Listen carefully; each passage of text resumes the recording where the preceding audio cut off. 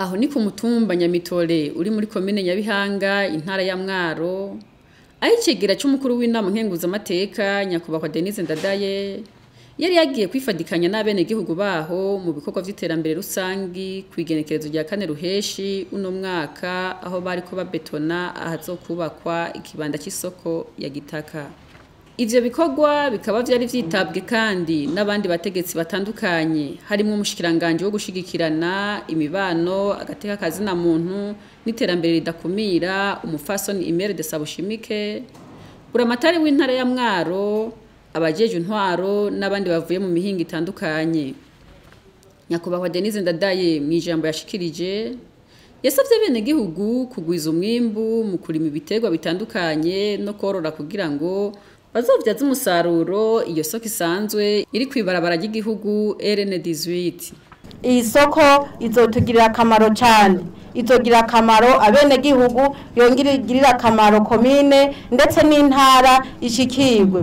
Murazi neza yuko ibugarama umuntu agenda arahagarara inzira yose agenda suma. Nivyo twifuza rero kuri no barabara kwimana turonkeje girabura turi kamishi mu kugwiza umwimbu mu kurima ivyimburwa byinshi bitandukanye imboga ivyamwa ibitoki ivyo bintu byose ndetse n'ibitungwa tutabisize inyuma. Murazi ko ejo bundi twabwiye yuko nta gitungwa twifuza ko cosubira kuza kirajabuka ngaho muri Nyarusange. Ibitungwa byose muzobidandariza ngaha kugira ngo ababikeneye bose bazoze kubigura ngaha amataxi yinjire niho komine izotera imbere niho muzotera imbere. Mu vyerekeye indero y'ugwaruka icegera ca mbere c'umukuru w'inama nkenguzamateka yasavye abavyeyi n'abajeje intwaro kuvira hasi kibazo c'indero kuko hibonekeza igitigiri kinini c'abatwara inda zitifujwe muri iyo ntara. Acaboneraho no kugabisha abigisha bagira uruhara mu gushurashuza abo bajejwe kurera. Nyakubahwa Denise Ndadaye yasozereye ijambo ryiwe aho impanuro zitandukanye abari bitavye ivyo bikorwa aho yabahamagariye kugabanya umurindi w'igwirirana ry'abantu gukorera hamwe mu mashira hamwe kugira leta izobahingurane mu mabanke yabashiriyeho.